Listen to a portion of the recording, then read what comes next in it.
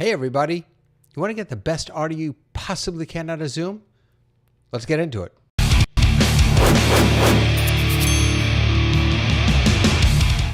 Hey everyone, David Paskin here, your Torah tech guy, where I'm sharing some great tech for your great Torah.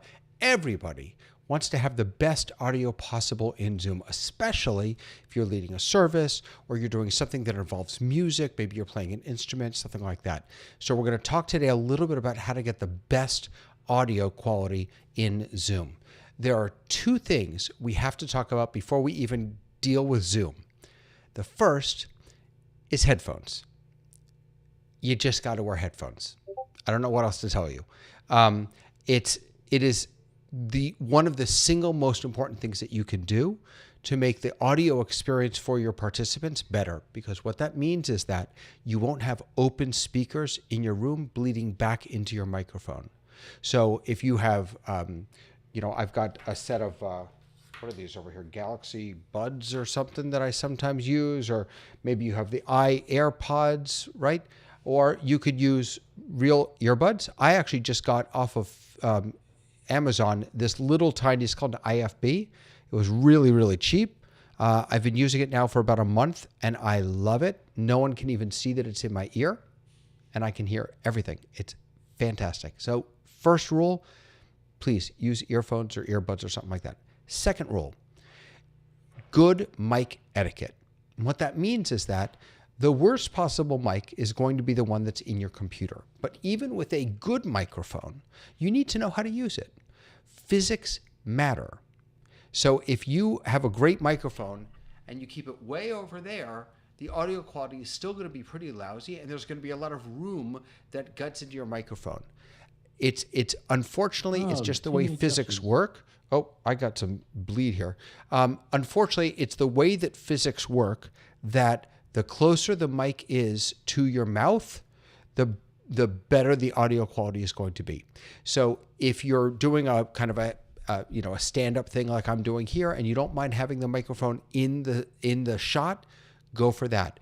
If you're using an external mic that maybe is a boom or a shotgun mic, you want to have it just at a frame, pointing at your chest. If you're using just a USB mic, a Bluetooth mic, not Bluetooth, excuse me, a USB mic like a Blue Yeti or an MV7, something like that, again, have the mic as close to your mouth as possible, and be aware that when you move or turn your head, that the audio quality is going to change. It's going to be a different audio quality experience when you're not paying attention to that microphone etiquette. So we've got earbuds and good microphone etiquette. There are also some things that you can do right within Zoom to make it even better. So let's jump in and take a look. So here I'm in my Zoom settings. By default, I land on General, but if I go down to the Audio tab over here, you could see that this is bouncing away because I've got some audio obviously coming in through my microphone here. Now, there's been an update as of yesterday to this. There's a brand new option, which I don't know enough about yet, so I'm not even going to get into it, but we can get into that another time. So here are the three options that are really key to know about. Under Audio Profile, do you want Zoom optimized audio?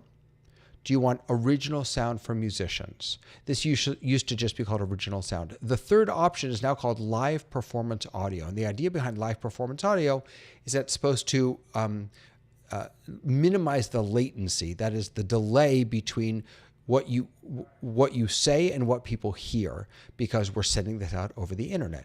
So this new mode is supposed to minimize that. So presumably we may be able to sing together on Zoom. Just came out yesterday. I haven't tried it yet, or it came out Monday rather. I'll be playing around with this later this week.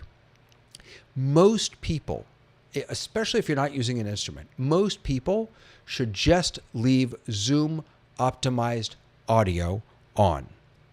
Zoom optimized audio is what you should leave on, because what that's going to do is it's going to put an auto gain or auto volume on your microphone. It's going to do some audio processing to get rid of unwanted noise. It's going to do a lot of really fantastic stuff. If you're just speaking, if it's just voice, most 99% of the people are going to want to use Zoom optimized audio. If you're playing an instrument or more than one instrument, that's when you're going to want to use original sound for musicians. And the reason is that the way that Zoom optimized audio works is it listens for voices. So when it hears something that isn't a voice, it cuts that out.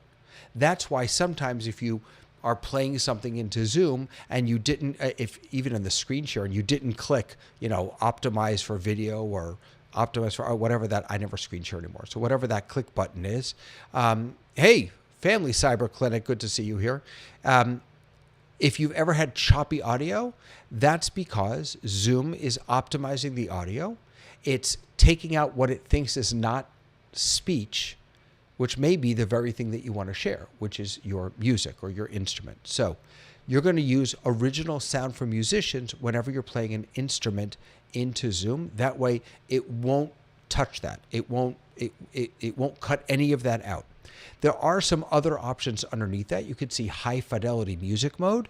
I'll be honest with you, not sure that this one makes a terrible difference. I turn it on because I've got a pretty solid CPU. That is my computer. It's pretty beefy, so I'm not too worried about it. Echo cancellation is always a good thing to have on. If you're having, sorry about that. If you're having any, if you aren't using earbuds, maybe you do have bleed, this will help even in original sound for musicians. It might help with some of that echo. Stereo audio I leave off because the truth is most people are not listening to Zoom in stereo. They may listen to their stereo in stereo, but Zoom, it's meetings, things like that, and they're not isolating left and right. So I leave that off because I don't want to use more processes than I need to. So original sound for musicians. Now, a couple caveats, and these are important. First of all, if you are on a basic Zoom plan, if you're on the basic Zoom plan, apparently you won't be able to turn on original sound for musicians unless you attach a credit card to your account. You don't have to pay anything, but you have to have a credit card on file. And I think that's just about sort of putting a stumbling block in front of people just turning on original sound by default, because Zoom apparently got 1.5 gazillion calls. Why is my audio, why is there so much background noise? And that's because everyone had turned on original sound for musicians when they shouldn't have. They should have just stuck with Zoom optimized audio. So they put that little stumbling block, just you have to attach your credit card to your account. Again, there's no charge for it, it's still a free account, but that's how you will then have access to it. Once you have access to it, you need to go in here to your settings and choose original sound for musicians. Once you choose that, that doesn't mean that you are going to be using it by default. All you're doing on this side is enabling it and say, I want the option. If you leave it at Zoom optimized audio, you'll see that all disappears. We can get into that in a second. If you have this checked, what that means is you'll have the option to use it. Once you are in a meeting, in the top left, you'll need to go in and click on original sound for musicians. And here's a pro tip.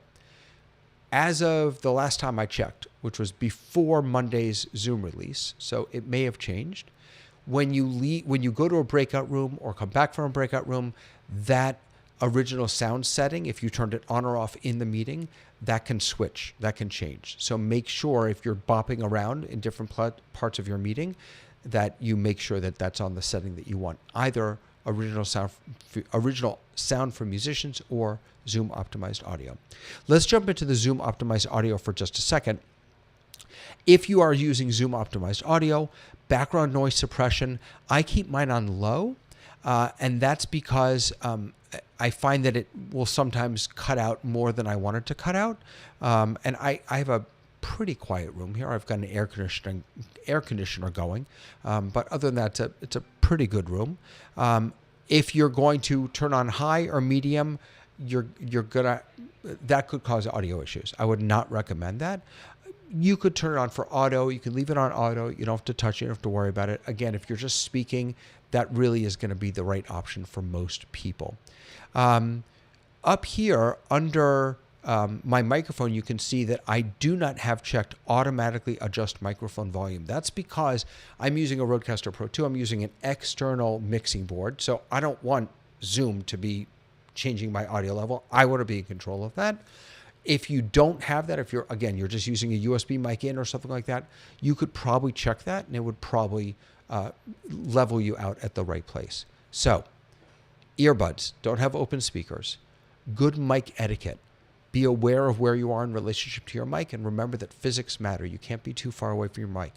And finally, you choose the right setting for your scenario. 99% of the time, if you're not using an instrument, you're going to want to just stick with Zoom optimized audio. If you are playing an instrument, you're absolutely going to want to switch to original sound for musicians. I would turn on high fidelity music mode and I would turn on echo cancellation. And then make sure once you set this on the back end, in the meeting also, make sure that you click up at the top left, original sound for musicians. And that'll set you up pretty good with your audio. The quality of microphone that you have absolutely matters. So and audio should be, by the way, the second most important thing when you're thinking about quality in Zoom. The first is your internet. Second is audio. So if you can invest a little bit of money in a nice USB mic, maybe an MV7 or the Wave X, not Wave XLR, what's it called? The Go XLR, I think it's called, or any of the Rode mics are really pretty good. That's going to be a worthwhile investment. If you're spending a lot of time in Zoom or in meetings, that's going to be a really worthwhile investment to get the best audio in addition to all these settings that we just went through. The best audio in Zoom. It's so, so important. Hey, if you're looking for some suggestions about what mic you might want to get, you may want to hop over to my website, TorahTechGuy.com/gear. That's where I have my gear lists and recommendations for what mic I like to use, what cameras I like to use, all that good stuff. So definitely check that out. Next week, my plan is to do a full walkthrough of all the new Zoom updates. They had some good ones this past Monday, so hopefully we'll talk about that next week. Until then, I hope I'll see you on office hours Thursday morning and on the Zoom Test Kitchen Friday afternoon. You can find all that information out on my website. Have an awesome rest of the day, everybody. See you later.